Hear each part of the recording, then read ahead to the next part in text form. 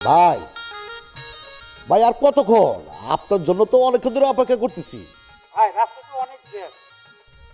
ও রাস্তার জ্যাম না? জি। হ আজকাল তো সকাল নাই, দুপুর নাই, বিকাল নাই, রাস্তা খালি জ্যাম আর জ্যাম। তা ভাই ওই সাবধানে আইসেন, একটু দেখে শুনে আইসেন। হ্যাঁ হ্যাঁ আচ্ছা ঠিক আছে ঠিক আছে, আমি আসছি ভাই, আসতেছি এক মিনিট। আচ্ছা ঠিক আছে ভাই, তাহলে রাখলাম। হ্যাঁ